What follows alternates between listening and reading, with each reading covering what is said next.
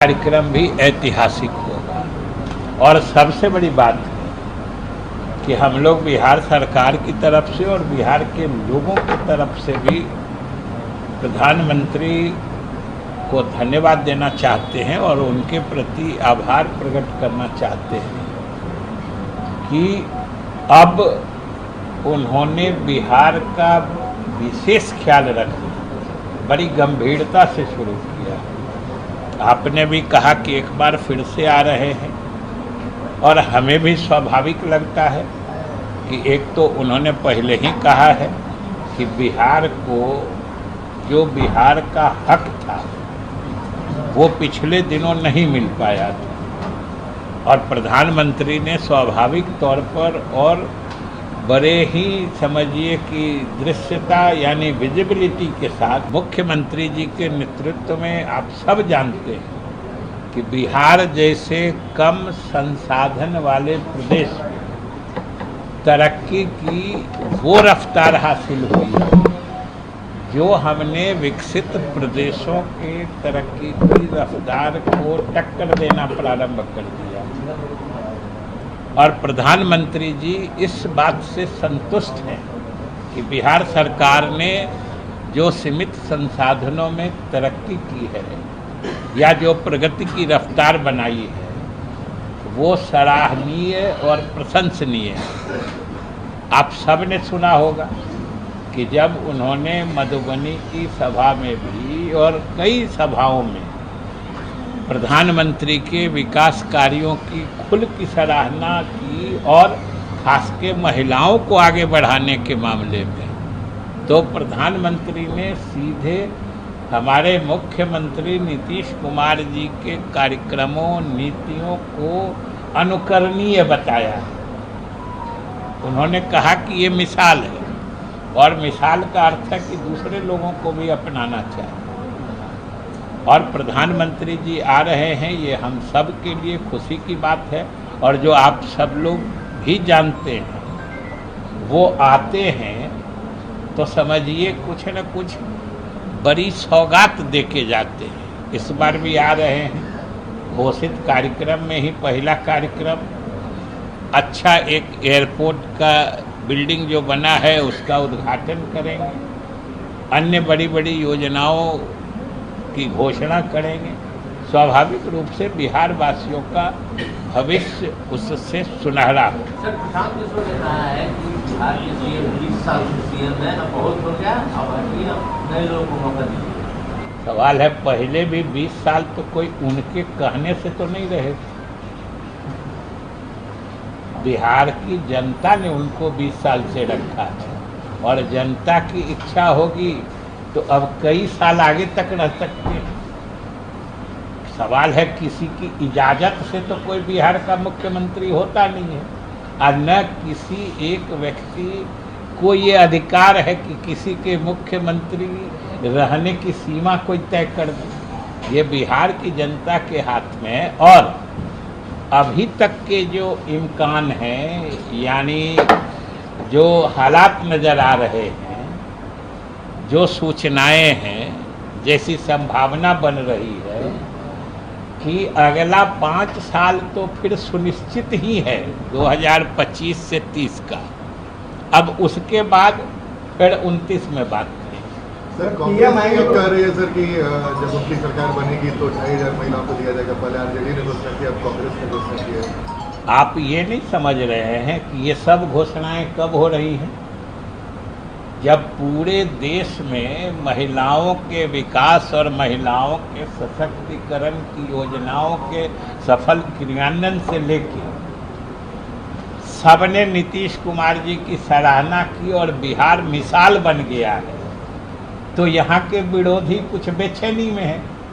उनको लग रहा है कि महिलाओं की संख्या तो आधी है और महिलाएं स्वाभाविक रूप से एनडीए बिहार में नीतीश कुमार की उपलब्धियों से और देश में प्रधानमंत्री का जो समर्थन उनको मिला है आगे बढ़ाने के लिए, इसके लिए महिलाओं का पूर्ण समर्थन एनडीए के प्रति है।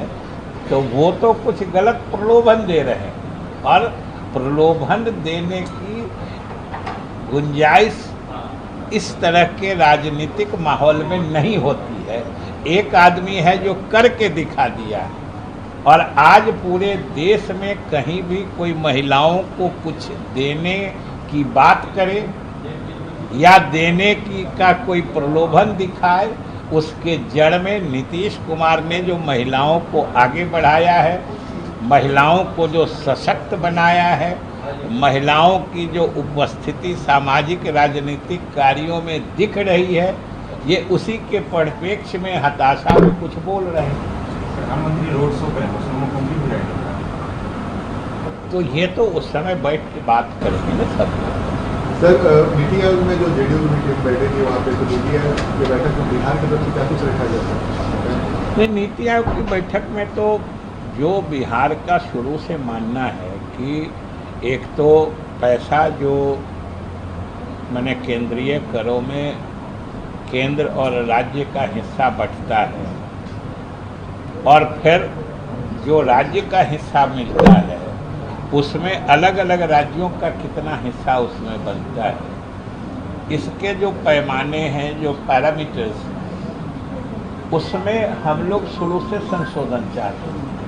अभी भी जैसे कि बात हुई थी वित्त मंत्री जो उप मुख्यमंत्री भी, उन्होंने भी रखा है कि जैसे अब वन क्षेत्र है या हरित आच्छादन है, जिसको ग्रीन कवरेज बोलते हैं, अगर उसके बारे में वेटेज देना है, जैसे उसमें है कि जो लोग जितना ग्रीनरी बढ़ाएंगे उनको उतना अधिक उसका अंक मिलेगा, माने उनका अधिक हिस्सा बढ़ेगा। तो हम लोगों का कहना है कि अभी वर्तमान में किस प्रदेश का आच्छादन कितना है ये एक बात है, लेकिन देखना ये चाहिए कि आच्छादन बढ़ रहा है कि घट रहा है। जैसे हम लोग के बिहार प्रदेश में हरित आवरण शुरू में जब झारखंड अलग हुआ तो सिर्फ 9% के करीब था, अभी 15 से ऊपर चला गया। तो हम लोग इतने तेजी से हरित आवरण बढ़ा रहे हैं, और किसी के प्रदेश में अगर 30% हरित आवरण था, अब वो घट के 25 हो गया है, तो देखने में तो 15 से 25 ज़्यादा लग रहा है, लेकिन वास्तविक स्थिति क्या है? किसी प्रदेश में हरित आवरण घट रहा है, किसी प्रदेश में बढ़ रहा है। तो हम लोग की मांग रहती है कि हमेशा जो बढ़ा रहा है उसको आप पुरस्कृत करिए। केवल अभी कितना है वो देखने से पिक्चर सही पिक्चर नहीं मर्ज होता है, ये हम लोग की मांग रही है। इसी तरीके से और है, दिल्ली में जो एनडीए की सरकार है 11 साल की, कांग्रेस को क्यों लगता है कि बुरा सपना है 11 साल? अब कांग्रेस को क्यों लगता है कि कांग्रेस वाले बताएंगे, हमको क्या पता है। बार बार ये बातें बोले बुरा सपना था 11 साल। अब उनको क्यों लगता है, तो अब उनको क्या लगता है, क्यों लगता है, उन्हीं से पूछ लीजिएगा। हमको तो पूछिए जो हमको क्या लगता है। तो बिहार में सिर्फ सीटों का बंटवारा वगैरह सब हो सकता है? अभी देर है, अभी देर है। हालांकि बाकी चीज़ों में या जो बातों में आपने देखा होगा कि अभी 5 दलों के प्रदेश अध्यक्ष ने पूरे प्रदेश का दौरा किया है, एनडीए का कार्यकर्ता सम्मेलन हुआ है, और जितनी स्पष्टता से और एकजुटता से एनडीए काम कर रहा है, जिस भावना से, हमको नहीं लगता है सीट बंटवारे में कोई दिक्कत है। नवरत्न जो मंदिर बना है उसके लिए अध्यादेश लाया गया, संशोधन दिए, तो क्या तैयारी है?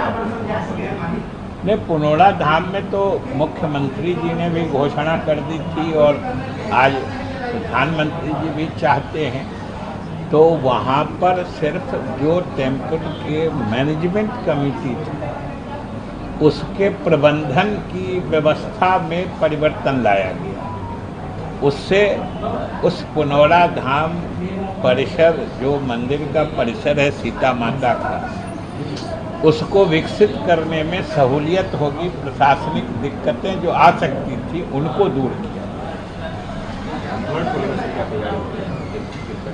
फ्लड के लिए तो आज भी पूरे दिन की बैठक चल रही है। मैं अभी वहीं उसी बैठक से आ रहा हूँ कि जो आवश्यक तैयारियां होती हैं वो हम लोगों ने कर लिया है। जितना आक्राम्य यानी वल्नरेबल स्पॉट्स थे उन पर जो कटाव निरोधक काम होते हैं वो कर दिए गए हैं। बाकी बाढ़ के समय में पानी जब बढ़ता है उस स्थिति का सामना करने के लिए जिन सामग्रियों की आवश्यकता होती है उनको भी उन जो स्थलों के करीब भंडारण हो चुका है और हमने अधिकारियों को आज ही निर्देश दिया है कि सभी अपने अपने क्षेत्राधीन बांध की पूरी लंबाई तक पूर्ण सतर्कता रखें, पूरी निगरानी रखें, बाढ़ों पर अपनी गतिविधियां रखें।